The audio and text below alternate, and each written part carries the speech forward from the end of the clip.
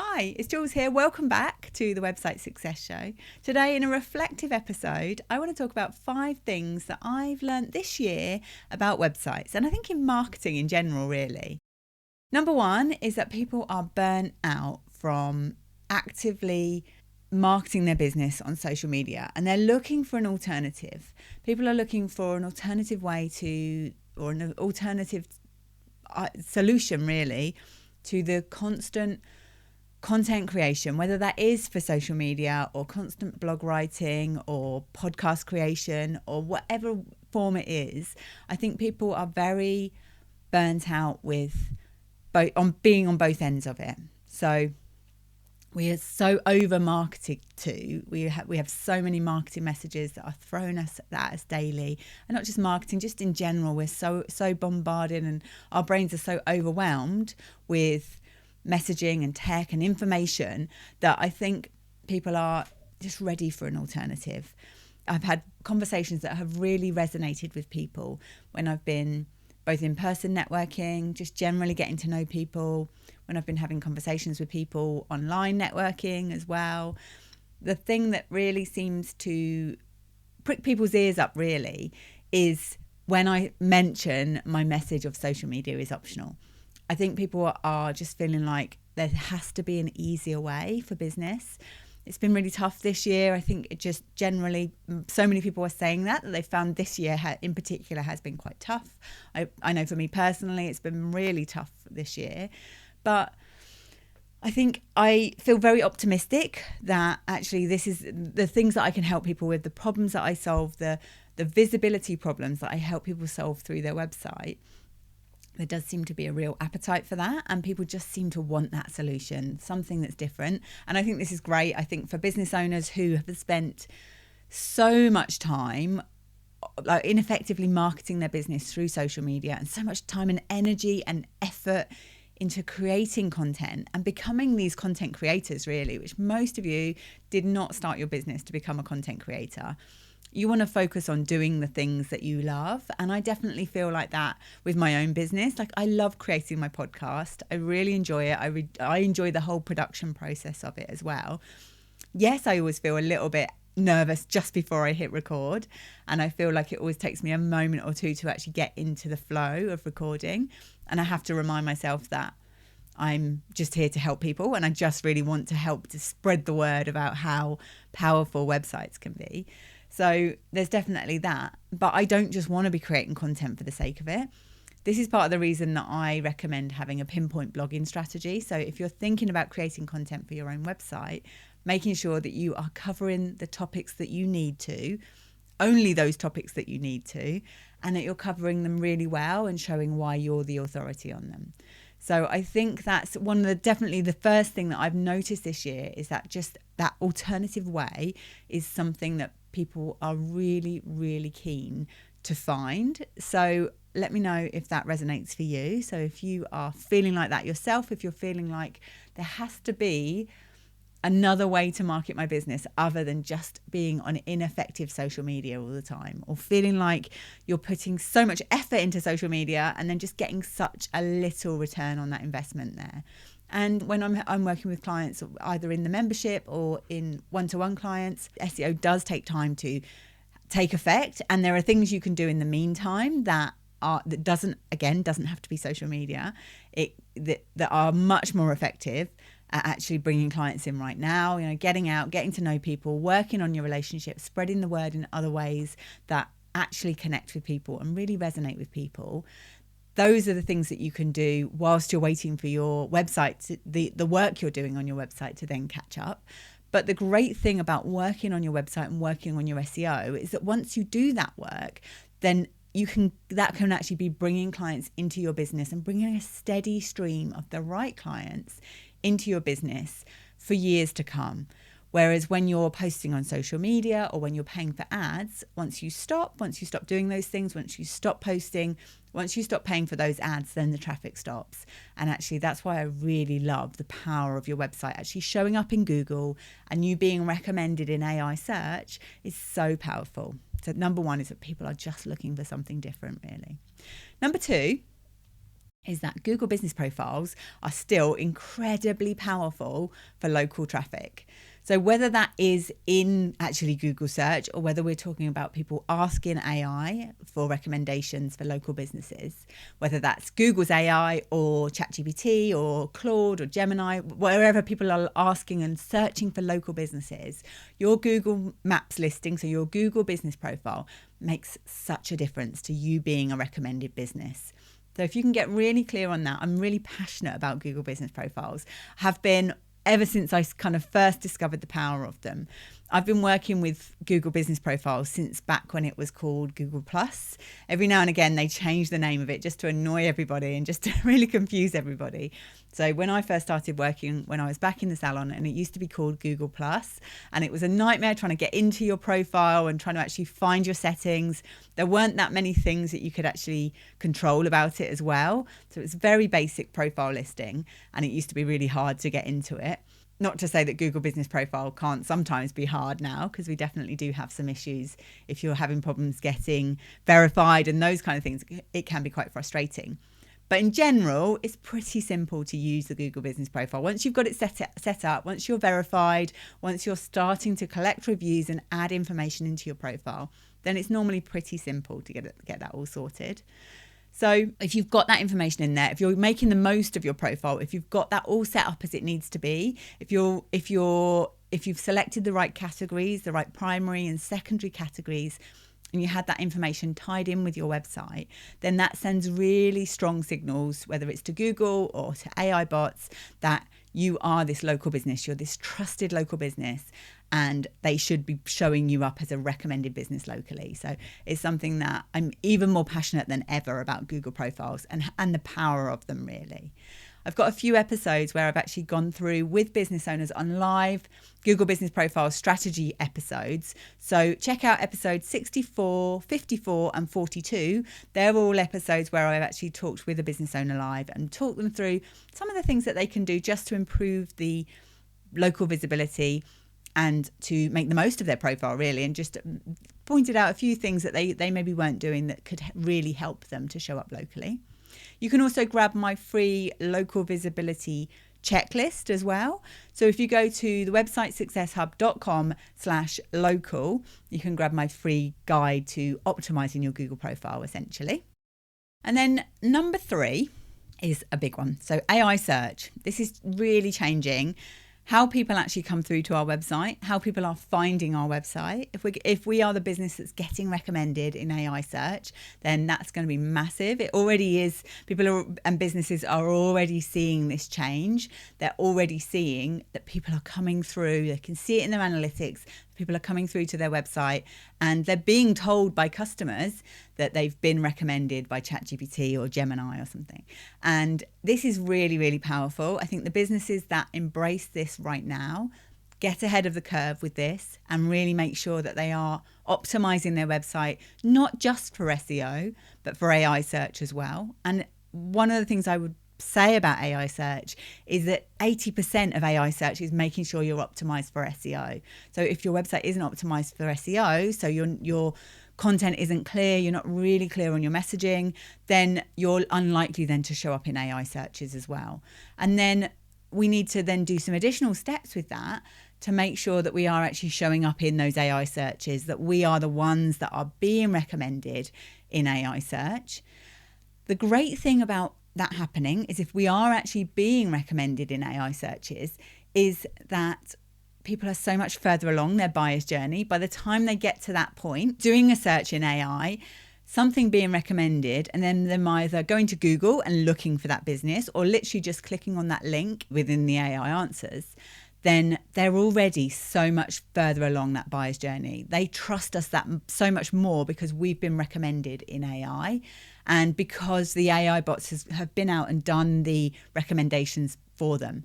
So it's not like them getting a list of 10 blue links in Google like they used to before, where they would have to go through and look at the different ones. And most people would click on the first, but then you would still go through and do a lot more due diligence on that website because we didn't necessarily trust that it would be the specific right answer for us. Whereas when we're talking to AI bots, they know us so much better. So they're much more likely to be able to deliver a better result for us. So when people come through, when those visitors come through to our website from AI searches, they are likely to stay there longer. They're likely to explore our content for longer, and they're much, much more likely to actually buy from us as well.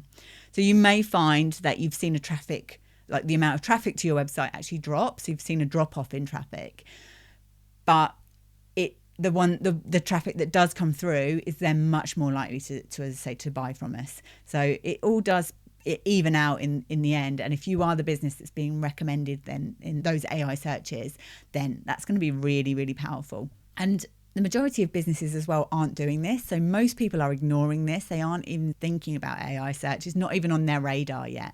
So if you're a business that one of these early adopters that actually gets in there early, make sure that you are actually doing that. Then that's really powerful. I've had nearly 600 people sign up for my Become ChatGPT Famous workshop this month. And I'm so pleased with that because it really does show that people are ready to embrace this. People are ready to work out, okay, what do I need to do with my particular website to make sure that I'm the one that's being recommended in ChatGPT as the expert in what I do, or as the expert in my local area for the thing that people are actually looking for. So real potential there. I would definitely say that's one thing to watch for next year as well. Make sure you're getting to know how to actually get your business recommended in AI search. I'll link to the workshop in the show notes, and you can also go and listen to episode 87, which is what beauty and wellness brands must know about getting found in AI search tools. So I'll make sure I link to that in the show notes as well. So go and have a listen to that episode. It's really going to help you just to understand some of these basics of what needs to happen on your website and on your whole online presence as well, to make sure that you are the one that's getting recommended by these AI search tools. Number 4 is that most businesses need to start with clearer messaging. So people come and they are thinking about their website, and we then get to the point where they need to describe what they do, how they help people, the clear problems that they solve for people. And until you take a step back and do that part first, you're in a really hard position. It's a difficult position to be in, where you're trying to write content for your website. You're trying to write things that actually really connect with your audience. You're trying to make sure that as soon as people land on your website, within 3 seconds, ideally, that they understand what you do, how you're going to make their life better, what they need to do to actually get it, and what benefits you're bringing to their life, really, from them actually buying from you. And whether you are just getting started with your website, whether you're just literally getting started in business, or whether you're a business who's been in business for a long time, or for a few years at least, and you are just thinking about how can I make my website more effective, without taking that step back as the business owner and understanding those problems that you solve for people, the core messaging that you need to get across, then you're always going to struggle to actually make your website effective. I've talked about this back in episode 108 of why websites feel so overwhelming and how to make it easier, where I talked about the 3 brain modes that we need, and the 3 brain modes it uses really to actually get your website from thinking about, okay, I need to make my website better, to the point where you've got the content written and actually implemented on your website. So go and have a listen to that episode. That's all about the bits that you as a business owner need to do as the CEO of your business, either you or somebody who knows your business inside and out and can actually make decisions about your messaging. That part versus actually then writing the copy for your website, whether you do that yourself or whether you get someone to do that for you, actually getting your messaging written and getting the content created, gathering images, those kind of parts of it, versus the bit of actually implementing that onto your website. And you don't necessarily, as a business owner, need to do all 3 of those things. It might be you doing all of them, and a lot of business owners it is, especially for solopreneurs, especially for small business owners. It's somebody, you have your own internal marketing team, which might just be you.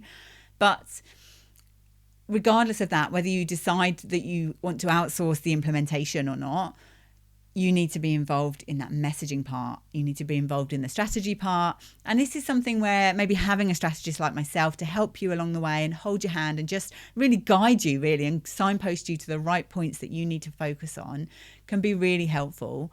So that's definitely something that I've noticed, is that a lot of the time business owners think, yep, I just need to do this. I just need to implement my SEO. I just need someone to do my SEO for me. But actually, until you're clear on those parts, until you're clear on the messaging parts, then you're going to really struggle with that. And the thing is, once you get clear on all of these things, is it makes everything easier. It makes all of the marketing you're trying to do in your business easier.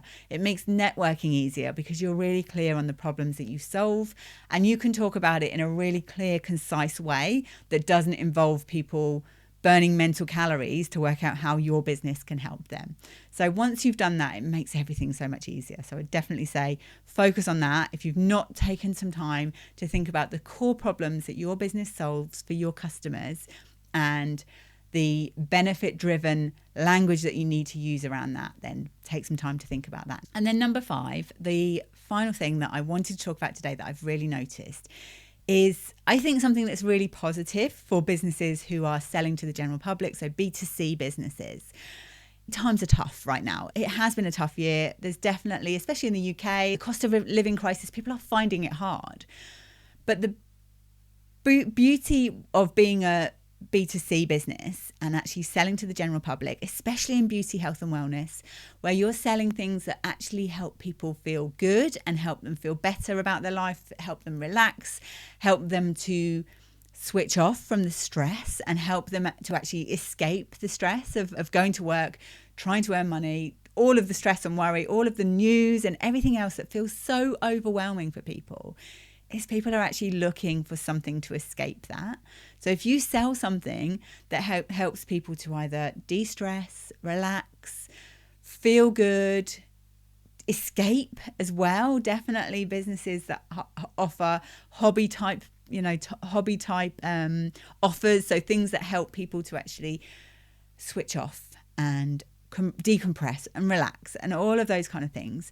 I think those businesses are in a really strong position that people will spend money on that, regardless of whether people are cutting back in other areas. Then people want to be able to spend their money on things that make them feel good. I think this is definitely a different situation to when I was back in the salon. I think treatments were, and maybe sort of early on, like I'm thinking around 2008 when there was the credit crunch and the 2008 financial crisis. It did seem to be that people would cut back on their beauty treatments. Whereas I think now that's one of the last things to go. People want those things that still make them feel good, and they want those things that actually help them to de-stress and to escape all of this, really. So all that to say, I think if you're in a business where you're selling something that helps people feel good, helps people live better, helps people to relax, then you're in a really strong position. I saw this when I was at a networking event last week, one of my local networking groups that I love. Joe, who runs it, was doing a raffle for a local mental health charity, which was fantastic. And lots of local business owners who attend networking donated prizes. I donated a power hour, and there were a few of us who had donated businessy type offers. And what I noticed was all the lovely prizes were laid out on the table when we got there. People were looking at them, and I was the same myself, looking at the ones that were the relaxation facials. There was what was it? The one that I wanted, it was something head spa, Japanese head spa or something like that, where apparently they pour water over your head. It sounded amazing. It was literally just a plain envelope with this written on it of the words of Japanese facial, head spa facial or something like that. Sounded absolutely amazing. And I was like, yeah, if I win, that's the one I'm gonna get. And it seemed to be that way. So as much as it was all business owners who were there, all small business owners who absolutely need help with things like business coaching, marketing, messaging, graphic design, all of those kind of things. Accounting was another one that was there.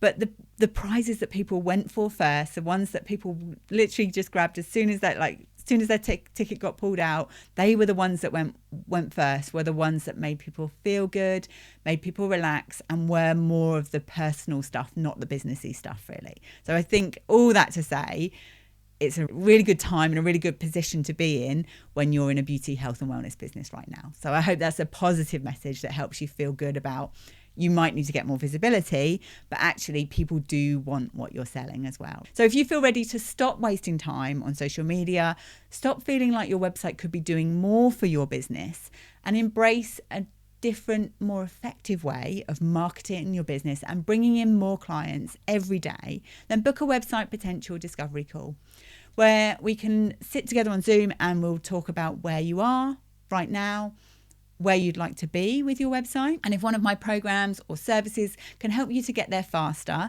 then we can talk about that as well. So that's all for today. So for now, keep thinking about how your website could become your hardest working team member. And remember, social media is optional.